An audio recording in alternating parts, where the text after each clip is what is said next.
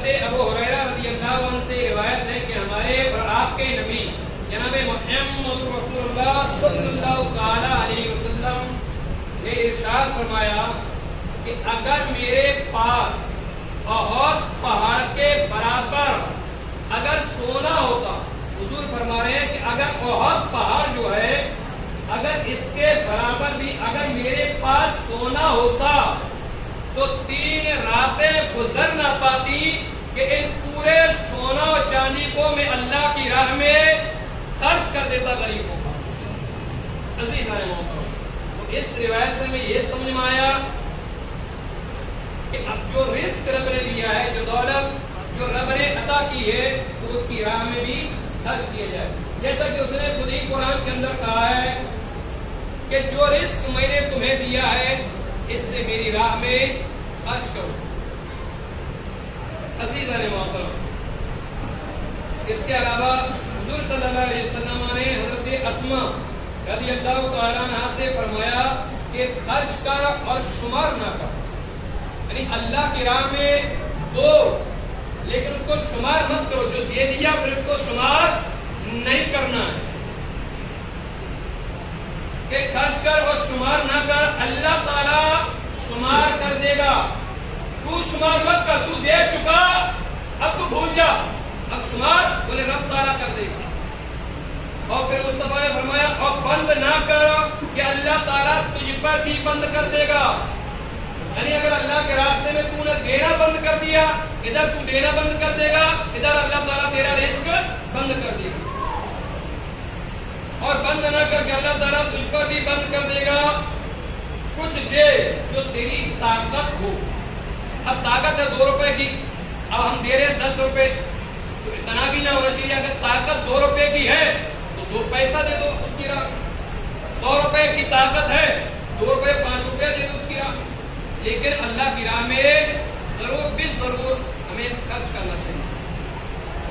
عزیزان محترم، اس کے علاوہ آپ ایک روایت اور دیکھ لیں، الترغیب والترہیب کی روایت ہے، اس کے علاوہ مشکات کے اندر بھی یہ روایت موجود ہے۔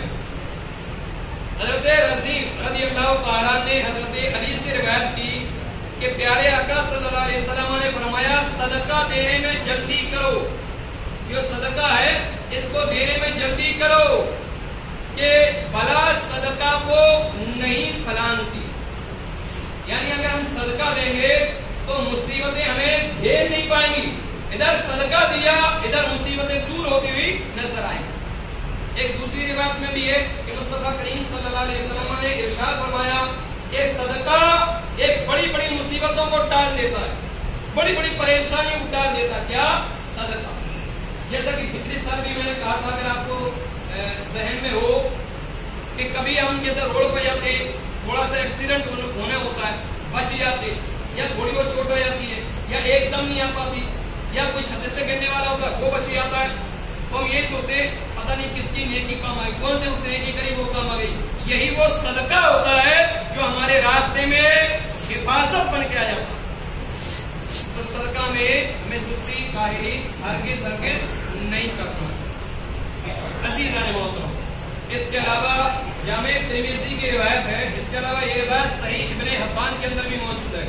حضرت انس رضی اللہ عنہ سے روایت ہے کہ نبی پاک نے فرمایا صدقہ اللہ تعالیٰ کے غضب کو ٹال دیتا ہے، اور بری موت، صدقہ اللہ تعالیٰ کے غضب کو ٹھنڈا کر دیتا ہے اور بری موت کو ٹال دیتا ہے۔ کیا؟ صدقہ۔ اچھا پیچھے آواز آ رہی ہے، پہنچ رہی ہے آواز؟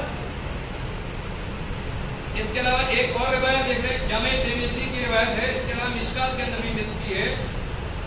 حضرت انس سے روایت ہے، نبی پاک صلی اللہ علیہ وسلم نے ارشاد فرمایا کہ جب اللہ تعالیٰ نے زمین کو پیدا کیا تو جب زمین پیدا کی تو جب زمین نے ہلنا شروع کیا، اور جب زمین نے ہلنا شروع کر دیا تو اللہ تبارک و تعالیٰ نے پہاڑوں کو پیدا کیا، اور جب رب نے پہاڑ پیدا کیے تو اللہ تعالیٰ نے زمین پہ وہ پہاڑوں کو رکھ دیا۔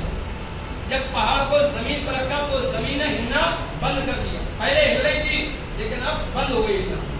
تو فرشتوں کو بہت زیادہ تعجب ہوا، تو فرشتوں نے اللہ کی بارگاہ میں دعا کری، پروردگار ان پہاڑوں سے زیادہ کوئی سخت چیز ہے؟ اب رب تبارک و تعالیٰ نے فرمایا ہاں فرشتوں پہاڑوں سے زیادہ سخت اور مضبوط چیز ہے. تو فرشتوں نے عرض کیا کہ اے اللہ پہاڑوں سے زیادہ کون سی چیز سخت ہے؟ تو رب نے ارشاد فرمایا کہ لوہا ایک پہاڑوں سے زیادہ سخت ہے. تب اللہ تبارک و تعالیٰ سے پھر فرشتوں نے عرض کیا کہ مولا لوہا سخت ہے تو اللہ کوئی چیز ایسی بھی ہے جو لوہے سے بھی سخت ہو؟ تو اللہ نے فرمایا ہاں فرشتوں لوہے سے زیادہ خطرناک چیز آگ ہے. تو پھر فرشتوں نے عرض کیا یا اللہ آگ سے زیادہ کوئی سخت چیز؟ اللہ نے فرمایا ہاں فرشتوں آگ سے زیادہ اگر کوئی چیز ہے تو وہ پانی ہے. تو پھر فرشتوں نے اللہ کی بارگاہ میں دعا کی میرے مولا کوئی ایسی چیز ہے جو پانی سے بھی زیادہ خطرناک ہو، پانی سے زیادہ سخت ہو؟ تو رب نے ارشاد فرمایا ہاں فرشتوں پانی سے اگر زیادہ کوئی سخت چیز ہے وہ ہوا ہے. تو پھر فرشتوں نے عرض کیا یا اللہ ہوا سے زیادہ کوئی سخت چیز ہے؟ تو اللہ نے فرمایا ہاں میرے بندو ہاں میرے فرشتوں ہوا سے زیادہ سخت چیز یہ ہے کہ آدم کی اولاد اگر اپنے دائیں ہاتھ سے صدقہ کرے اور بائیں کو خبر نہ ہو یہ ہوا سے زیادہ سخت ہے. عزیز عالموں تو اس سے ہم اندازہ صاف طور پر لگا سکتے ہیں کہ صدقہ یہ کتنی عظیم چیز ہو. صدقہ ہمیں ادا کرنا چاہیے. یہاں جب تک میرا خیال ہے زیادہ تر موجود ہی ہیں محلے کے.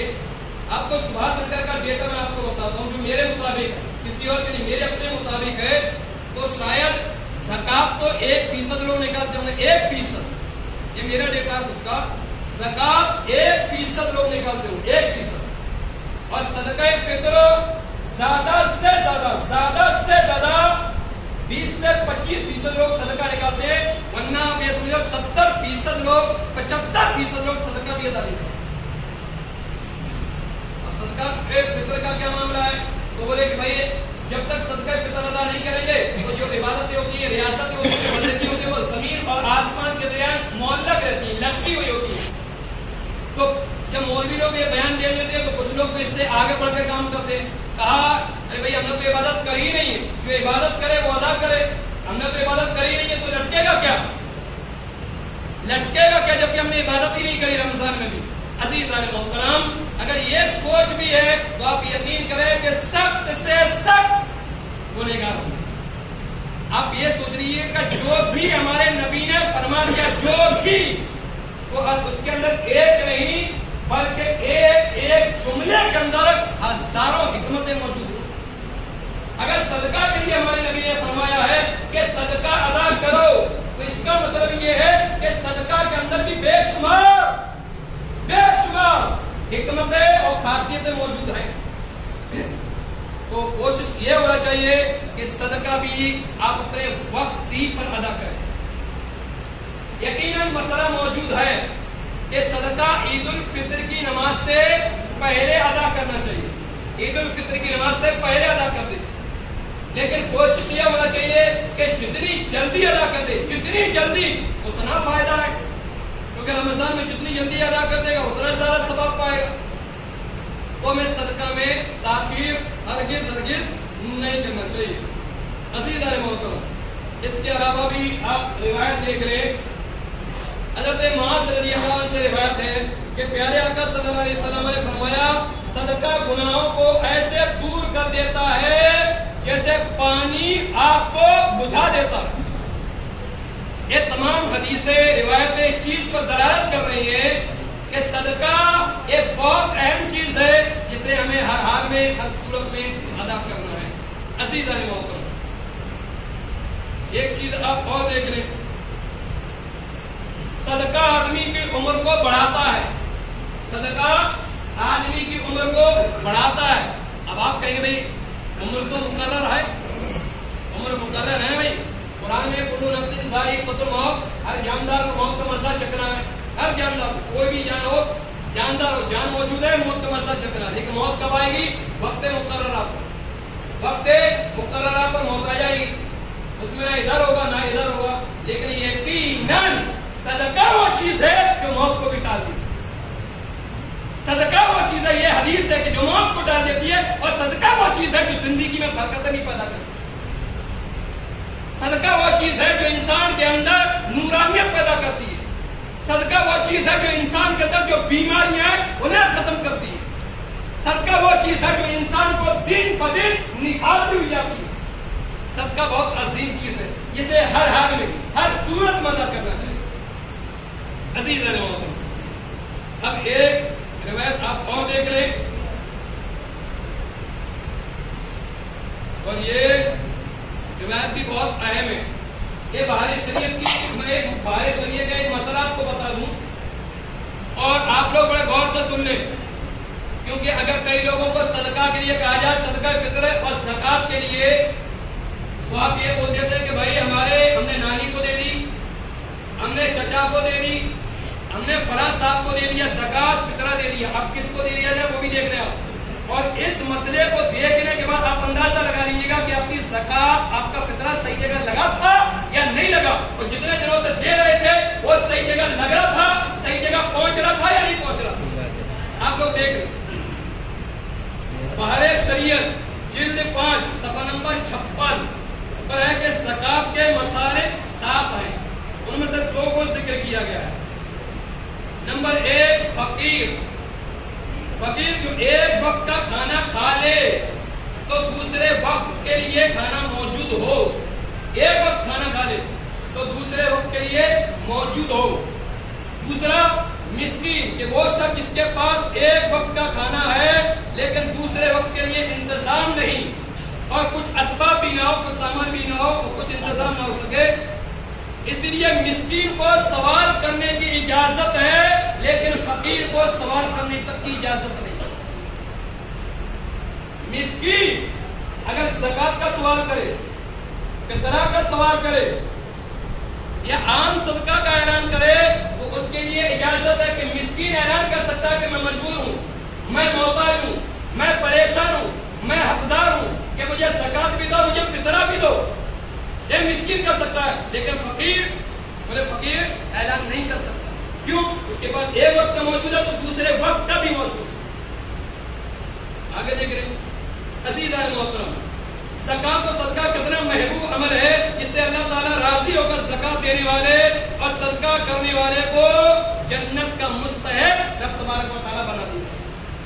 کہ قرآن میں وَمِمَّا رَزَقْنَاهُمْ يُنْفِقُونَ کہ بندو جو رزق میں نے تمہیں دیا ہے اس سے میری راہ میں خرچ کرو. جو رزق میں نے تمہیں دیا ہے، پچھلی بار ہفتے میں نے کہا اقیموا الصلاۃ وآتوا الزکاۃ، اقیموا الصلاۃ وآتوا الزکاۃ، کہ نماز بھی قائم کرو اور زکات بھی ادا کرو. زکات کے وقت زکات اور صدقہ کے وقت صدقہ. اب سب سے اچھی جگہ، سب سے بہتر اور مناسب جگہ جو زکات فطرے کی ہے، صدقہ کی ہے، امداد کی ہے، وہ بھی سن لیں. ایک منٹ پھر آپ لوگ سنت پڑھ لیجیے. یہاں تو میرا خیال ہے سبھی نے پڑھ لی، پھر بھی جو نہیں پڑھے ہو پڑھ لیں. مدارس اسلامیہ، مدارس اسلامیہ یعنی جو مسلمانوں کے جو مدرسے چلتے ہیں، مدرسے جس میں بچے بیرونی طلبہ، بیرونی اس کو بھی یاد رکھیے گا. ایک مقامی، 2 صورتیں ہیں اس کی، ایک مقامی دوسری بیرونی. اگر مکمل طور پر اگر مقامی بچے موجود ہیں اور کھانے پینے کی صحیح ویوستھا ہے تب وہاں پہ زکات و فطرہ نہیں لے سکتے. ہاں یہ ضرورت مند ہے کہ واقعی ضرورت مند ہے، چاہے مقامی ہو چاہے بیرونی ہو، باہر کا ہو، سب کو آپ زکات فطرہ دے سکتے. مدرسے کے اندر جو فطرہ آتا ہے، جو زکات آتا ہے، اس کا مسئلہ یہ ہے کہ ڈائریکٹ آپ مدرسے میں لگا نہیں سکتے. اگر کوئی زکات دے، فطرہ دے تو ڈائریکٹ مدرسے میں نہیں لگے گا، اور نہ کسی معتمد بانی پرنسپل استاد کو یہ حق ہے کہ اس کو مدرسے میں لگوا دے. در و دیوار میں یا کھانے کے لیے نہیں لگوا سکتا. جب یہ پیسہ آتا ہے تو پھر جو مدرسے کے اندر غریب طلبہ ہوتے ہیں، بچے ہوتے ہیں، پورا پیسہ اٹھا کے ان کو دے دیا جاتا ہے کہ اس پیسے کے آپ مالک ہو، یہ پیسہ ہمارا نہیں ہے، پیسہ تمہارا ہے. اب یہ بتاؤ کیا تم اس پیسے کو مدرسے میں دینا چاہتے ہو نہیں؟ اگر بچہ کہہ دے گا ہاں دینا چاہتا ہوں تب تو یہ مدرسے میں لگ سکتا ہے. اگر یہ وہ بول دیا کہ میں نہیں دوں گا، یہ میرا خود کا ہے، تو پھر بانی معتمد کو بھی اجازت نہیں ہے کہ اس پیسے کو بچے سے زبردستی لے سکتے. یہ مسئلہ ہے شریعت کا. اسی لیے بولتے ہیں کہ اس پیسے کا حلے شرعی کروایا جاتا ہے، حلے شرعی، یعنی اس کو مالک بنا دیا جاتا ہے جب وہ اپنی مرضی سے مدرسے میں دے دے پھر اس پیسے کو لگوا دیا جائے۔ عزیزان محترم، تو مدارس اسلامی جہاں مسلمانوں کے ہونہار بچے قرآن اور حدیث کی تعلیم حاصل کر کے، ایک منٹ اور رکیے، حاصل کر کے حافظ قرآن اور عالم دین بن کر عالم اسلام میں پیغام قرآن و حدیث پہنچانے کا فریضہ انجام دیتے ہیں۔ اگر آپ کی زکات کی رقم ایسی جگہ لگتی ہے کہاں؟ مدرسوں میں، تو آپ بڑے خوش نصیب ہیں جو ثواب جاریہ کے مستحق ہو جائیں گے، جس کا ثواب قیامت تک جاری رہے گا اور کبھی ختم نہیں ہوگا۔ عزیزان محترم، اپنا مدرسہ ہے، آپ بھی جانتے ہیں، تو میرا خیال ہے سب جڑے ہوئے وہ جانتے ہیں کہ اس مدرسے میں بھی 2 بچے یتیم ہیں، اس مدرسے کی وجہ سے 2 بچے یتیم ہیں۔ ایک بچہ تو ہے جس کا کوئی دنیا میں کوئی نہیں دنیا میں، لیکن دوسرا یہ ہے کہ بہرحال تائی پال نہیں، اور بھی غریب طبقہ کے بچے الحمدللہ ایسے بچے بھی جو اپنا خرچہ خود بھی اٹھا سکتے، جو کھانا پینا تو خیر مدرسے سے رہتا، کوئی فیس نہیں رہتی۔ اس لیے آپ سے بڑے ادب کے ساتھ گزارش ہے کہ باہر دینے سے بہتر اور مناسب یہ ہے کہ اپنے شہر کے اندر اس کے علاوہ کوئی مدرسہ تو ہے نہیں کہ اس کے علاوہ کوئی مدرسہ ہو، تو کوشش یہ ہونا چاہیے کہ ہر جگہ جب دین کا پیغام پہنچا ہے، ہمارے یہاں بھی دین پھیلے، ہمارے یہاں بھی اسلام کی باتیں پہنچے، تو آپ کوشش یہ کہ اپنی زکات، اپنا فطرہ، اپنے محبوب مدرسہ جامعہ غوثیہ رضویہ میں آپ دے، اپنے یہاں دے، تاکہ یہ مدرسہ آپ کی رقم سے، آپ کے تعاون سے آگے بڑھ سکے اور حافظ قرآن بن سکے۔